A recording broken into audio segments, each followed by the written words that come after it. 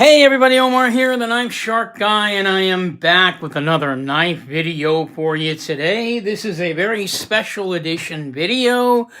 I am going to review custom knives. I don't have very many of them. I actually have 4 custom knives. One of them is actually out being serviced. Because believe it or not, I actually scratched the damn thing in the store. So hopefully, my friend Troy Sharp, believe it or not, that's his name. You can check him out on Instagram. He goes by TW777. And he basically does anodizing, electro-anodizing, and a knife servicing. He does apparently a fantastic job. So we're going to find out how good he actually is when I get my knives back. I also sent off my Chris Reeve Noomzon for him to go ahead and anodize that in blue. Not this color blue, but blue. So anyhow, enough of that. Excuse me. So today we're going to talk about customs. I don't know if any of you guys are familiar with custom knives. If you are, great. If you aren't, don't worry about it. You're going to eventually be a custom collector, I will guarantee you. You are talking to a guy who once only collected budget knives. And here I am now, 7 years later, or I'm sorry, not 7, maybe 6 years later, into this hobby, and we are now collecting customs. Now, a lot of people need to understand what a custom knife actually is. And I just want to go ahead and review that one more time. So a custom knife is basically a knife. In many ways, the knife is made by one guy in one shop with the various tools that he uses to make the knife. From start to finish, he's the only guy that makes the knife. That is what's called a true custom piece. And an amazing custom piece is the balance between actual tool, okay, and detail on a knife. Now, I've done videos on this knife before. This is the my John Arnold custom piece with G10 and Ambonia burl wood inlays. Very rarely will you ever see detail on a knife like this. I mean, look at that blue anodizing on there.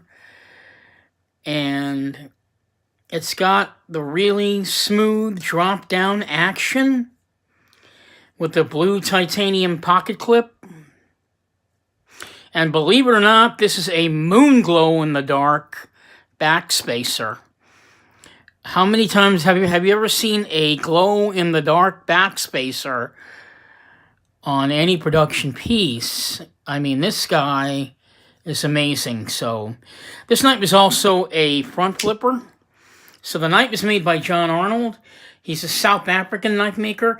South Africa is really where custom knives have gained their popularity. So it's my John Arnold custom. This is my second John Arnold custom piece. You've seen this one as well before, really quickly. I'm going to get to this knife in a second. So this is my small, compact John Arnold flipper piece. Also a front flipper. I'm a real big front flipper fan. I love the clean look of that.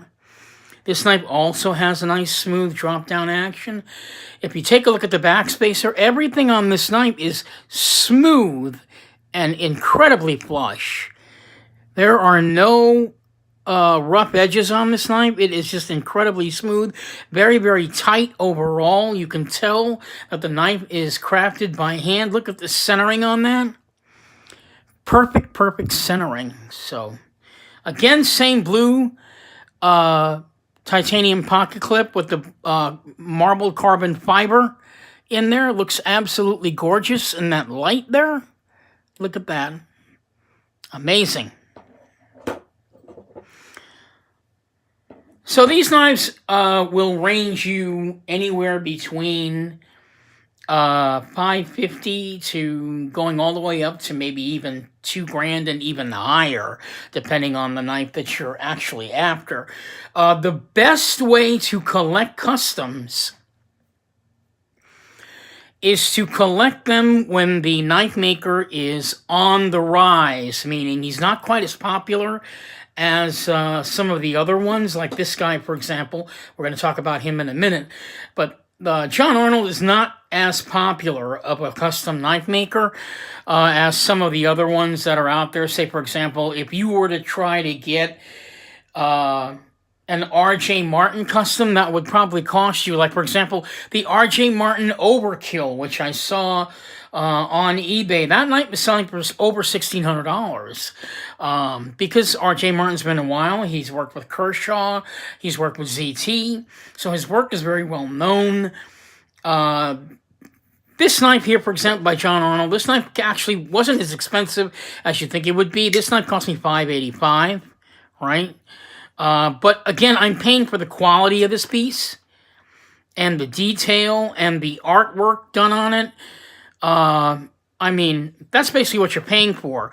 And yes, believe it or not, guys, I actually use this knife. I've already used it a couple of times. It's a fantastic piece. The blade on it, by the way, I forgot to mention, is M390. Really fantastic. Same thing with this knife. This is also M390 steel. Really beautiful.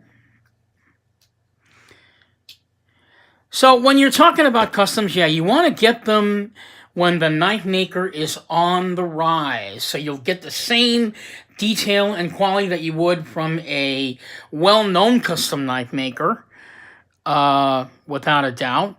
It's just that the maker, you know, isn't as well known as some of the ones that we would consider, you know, because they're not as popular. So, but I mean, if you take a look at this knife, you can tell this knife is one of a kind, handmade.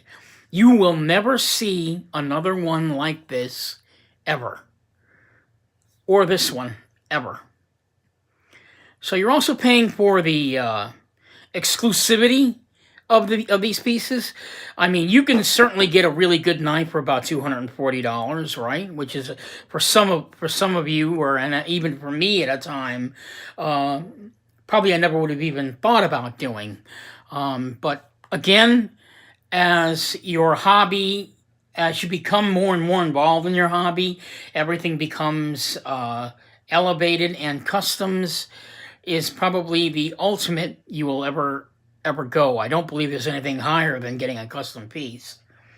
Once you reach this level, though, it's very difficult to go back because you really do enjoy the artwork. I mean, these are mechanical sculptures in a way. That's what these things are. So I'm going to go ahead and put these two away because I've done videos on these. I just wanted to get that out of the way, show you which customs I actually own.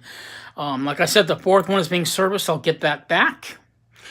And I'll do a special video on that one when I get that knife back. So this piece is by another South African knife maker. He is a little bit more well-known than John Arnold. In fact, I paid, I believe, $780 for this piece. This is what we call an L compact flipper, made by Andre Thornburn.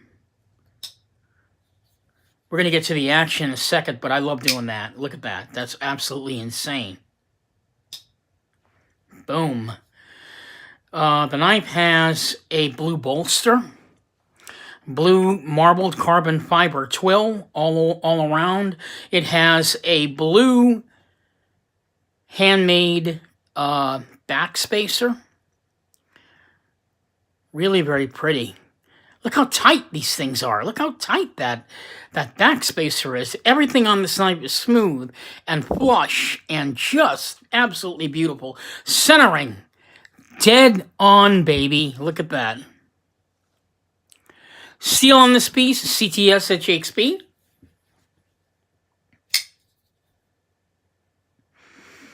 And for this knife, we're going to do some size comparisons. Same old knives I use every time, guys, so don't be surprised. You're not going to see anything new for a while. Spyderco Swiss Bowie, the other CTS HXP knife I got. By the way, I'm going to have this one redone in the future. In what's called Cerakote. Going to have that done. Probably going to have this knife. I haven't decided what color, really. I just really love blue, so I'm probably going to do blue again in this. Spyderco Swiss Bowie.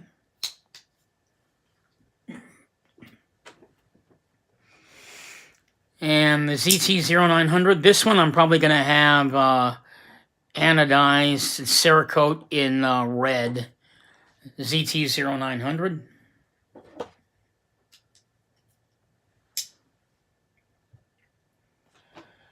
How about Chris Reeve and Cosi?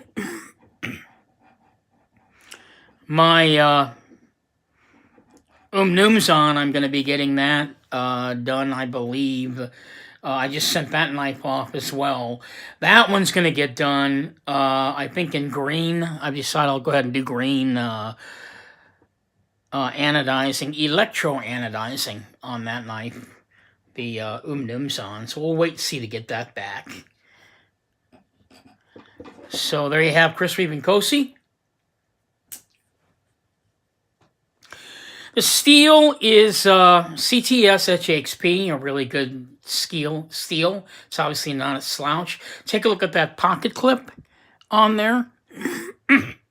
He actually uses a detent ball for the pocket clip. This knife has got, for the pocket clip, it's got one hell of a spring on it. I mean, I can't even lift that up. I don't think I ever want to, but I don't even use the pocket clip anyway. I just put the knife in my pocket. Now, the action on this knife is amazing, and the reason it is as amazing as this, I mean, the knife just falls.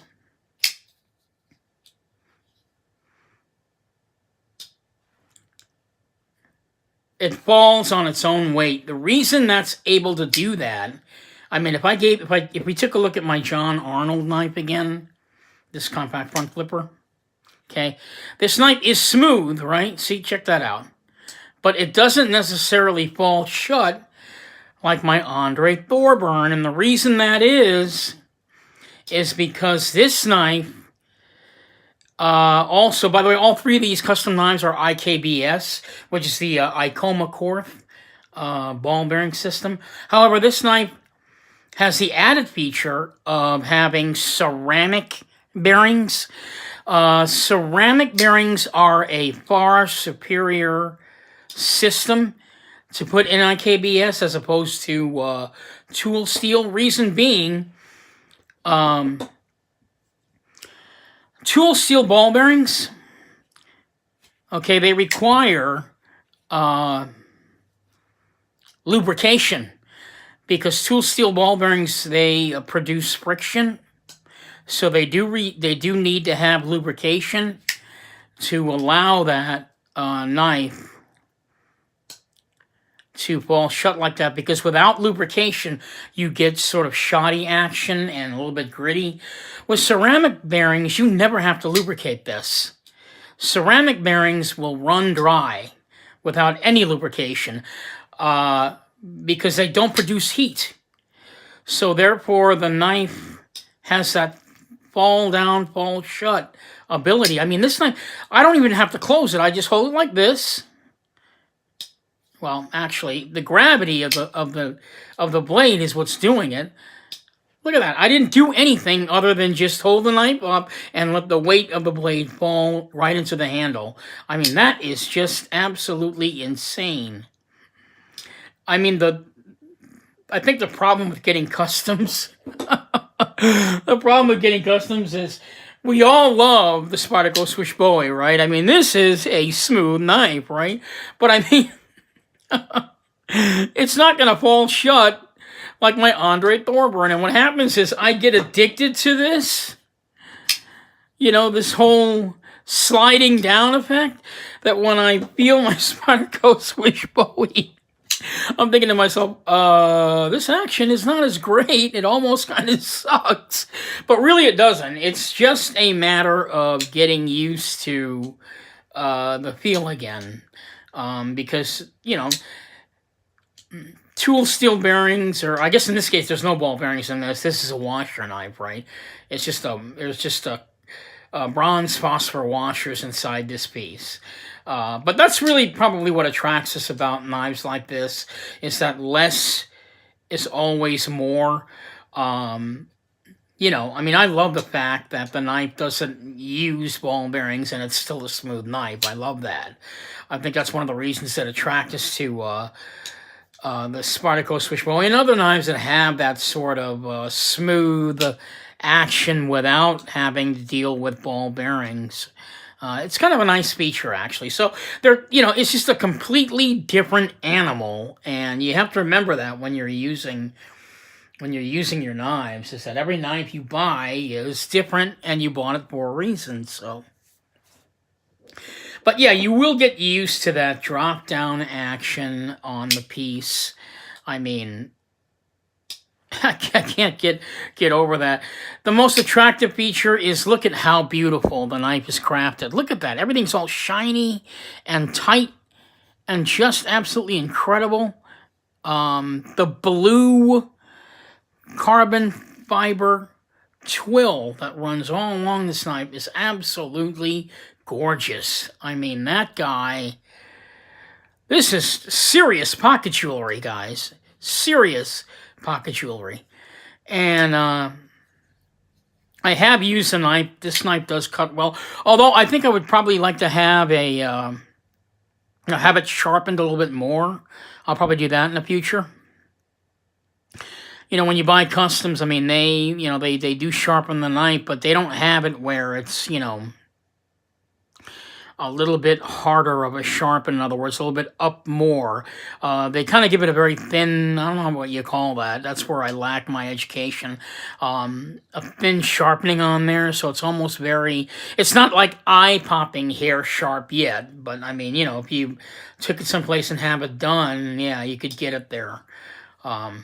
Because I plan, you know, I did use the knife, and I do plan on using my customs. I'm not going to, like, tuck them away and turn them into safe queens. Why would anybody want to spend $700 on a knife? When you're buying a custom knife, you're buying the experience. You know what I mean? The idea that you bought a tool that was handmade by one guy in a shop from start to finish, you know, that is really, really fantastic feeling. And of course, when you buy custom knives, you're going to want to get some certification with it, right? So there's my certification. This certification here is from the Blade Gallery. However, Andre Thornburn has his actual certificate of authenticity, which is right on the back there. Let me go ahead and pull that out so you guys can see it. You know, usually you will get a case with the knife, right? And there's Andre Thornburn's name. There's a signature on the piece right there. So that would be your certificate of authenticity. You have to kind of think differently if you're going to get into customs. You're not going to get a box. This is not a production knife. This is a custom knife. This is a knife that a guy made by hand, and he's saying to you when you buy his knife and when you get the certificate, he's telling you, this knife I made myself by hand with the best of the capabilities that I have as a knife maker. That's what this certificate says, and you're getting an original work that nobody will own. You're not going to see another one like this ever. I mean, it's an experience. You're actually going for the experience, and I doubt anyone that is just getting into knives would jump right into this. I mean, just to walk into a custom store to buy a piece like this, I mean, you have to be ready to shell out the cash. I mean, all these knives here, they're not cheap, guys. They are not cheap knives. But again, you know, you're going for the experience. And when you're ready, I think that's the right thing to say, is that when you're ready to go this way and continue and start buying these, you know, you'll get into it. And you're probably going to not buy a bunch of them like right away. Like these knives, I bought these two. Yeah, I mean, I bought them like, what, last year, and I haven't bought a custom until like, 2 days ago when I got this one. So, I mean, there's no hurry to get a bunch. I mean, there are people that do that. They'll go to a, they'll go online, or if you're lucky, like me, you can go down to the Epicurean Edge, which sells custom knives. And they'll like max out their credit cards buying these things. But I'm going to try not to do that. It's probably going to happen to me anyway. But I'm going to try not to do it and just pretty much pick up my collection piece by piece. I've even contemplated getting rid of my Kershaw discontinued collection. But relax, guys, it's not going to happen just yet. I'm going to hang on to that for as long as I possibly can. But yeah. Custom knives are probably where I'm going to go next. I'm probably going to want to get at least a couple of cool custom slip joints, even though I'm not a big slip joint fan. I still like to have a slip joint in my collection. Not going to go mid-tech. I don't know if you guys are familiar with mid-tech knives, but put these away. I'm not familiar with, maybe you guys aren't familiar with mid-tech knives. I'm not that familiar with them. In fact, I don't own any mid-techs at this time. In fact, I forgot to mention, if you're not as educated as I am, a lot of people consider Chris Reeve knives to be a mid-tech. Other people say they're mid-techs, other people say they're production knife. It just depends on how you look at them. Myself, I consider Chris Reeve not to be a mid-tech because mid-techs basically mean that the knife is made, some parts of the knife is made by machine, some parts of the knife is made by hand. That's one. Secondly, sometimes they'll farm out parts from another factory to bring in to put the knife together. So sometimes the parts of the knife come from someplace else. I mean, that's one of the reasons why I'm not into mid-techs, because you don't know who made what part's made by hand. You just don't have that information.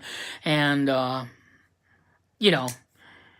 it's just difficult to ascertain what it is that you're getting when you go mid-tech. But I am going to probably get a couple of those just for the experience. But you got to know who's making the knife, who's making what part.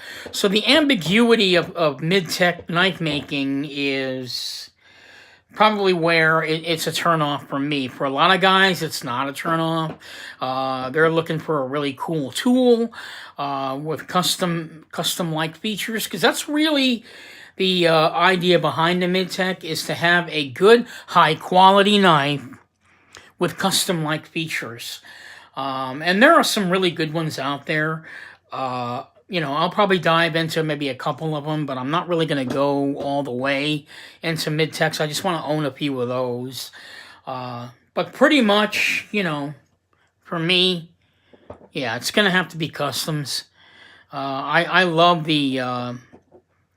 I don't know if that's the right word to use, but I love the intimacy of a guy making a knife in a shop from start to finish. He's the only guy that's even touching the knife, making it. I love that concept. Same thing with Chris Reeve. I mean, this is probably why I don't consider Chris Reeve to be a custom knife or a mid-tech knife. I think of him as a production knife, but he's his own company. You know what I mean? The guy does things. Everything the guy does is in shop. He's got his own level of quality. He's got his own people working on his stuff. He oversees the production of, the knives made in his factory. He creates and makes the machines that make these knives. I mean, he worked with Crucible to get S35VN on the market and attainable for everyone. It was his idea that S35VN be the ultimate steel because he wants everybody to have access to it. Boy, in the light, you can really tell my Nkosi's been used up there. Yeah. And I love, of course, the idea that, he's got a spot treatment, so you can always get your knife cleaned up by Chris Reed, provided you don't do anything to the knife. Maybe get it anodized, like I'm going to get my Numazon anodized when it comes back to me. So, yeah, I mean, this is something completely different. And you'll get here. I got here, so you guys will get there. It's going to take some time. I would definitely suggest going online, taking a look, maybe save up some cash to get your first custom piece. I definitely highly recommend that, unless you have a credit card that has 0 on it. That would be a fun thing to do. Just buy yourself a couple and put them on a credit card and pay it off and get your own experience of owning a custom. That's another thing too about customs, is you begin to see the possibilities of your eyes opening up as far as what you like in a knife. I mean, as much as we all love the Spyderco Swish Bowie, it is what it is. You're not going to get this in a different variation. The action is always going to be the same. I mean, you're always going to have that same gray color, but you still appreciate the piece for what it is, and the fact that it's a tool. And what great aspects this piece has. You can always appreciate it every time you flip it open and use it. But, when you're talking customs, you're talking variety, you're talking an entire personality in a folder. A whole human being, basically, his characteristics, his artistry, all in a knife. I mean, this is a mechanical sculpture. That's what you're paying for. I don't know how else to describe it. You're paying high price for a mechanical sculpture made by one guy in many cases, especially the one-of-a-kind handmade. And, it's always better if you have a store that you can get your knife. You can get your knives, and they give you the education. They tell you what it is that you own. If you look at this certificate by Blade Gallery, it tells you right there, this is this is a handmade, one-of-a-kind knife. The knife you'll never see ever again. And you're paying for that experience, so. Anyway, I just wanted to show you the 3 customs that I own again and talk about customs a little bit. The difference between customs, the difference between mid-techs. I really believe that everybody's going to see one of these in their future. Everybody that's watching my channel anyway. I seriously believe you guys are going to own one of these, or at least definitely own a custom piece somewhere down the line. And there's no hurry. Enjoy your knife collecting experience like I am. Go out and get your ZTs, go out and get your Benchmades, enjoy those. There's no rush to get into stuff like this because Benchmade, ZT, Spyderco, and all the other production companies out there, they make great knives, right? There's no rush to get into this. I mean, this basically fell into my lap only because I had a store here in Washington that sells them. If I never had that store, I probably wouldn't even have a custom right now, but as it turns out, the opportunity came. I got a couple, and as expensive as these knives are, I absolutely love them. I don't regret it. Probably the only thing I don't like about this knife is that the pocket clip is so bulky. You can't get the knife on the table flat. It's either going to be at an angle like that, but. When you're flipping it and when you're using it, you really don't give a damn, you just love it to death, so. Anyway, this is Omar, the Knife Shark Guy. I will be back again with my final custom piece. That's probably going to happen in about a week when I get it back. I'll tell you the story about what happened to that knife at another time. In the meantime, this is Omar, the Knife Shark Guy, signing off, hoping you'll find this piece or any of these pieces of sharp arts, real sharp art, in your collection. This is Omar, the Knife Shark Guy. I didn't mean to let this video go on long. But, you know, I'm a knife freak, so gotta do what you gotta do. So I'll talk to you guys later in my next video. Peace out.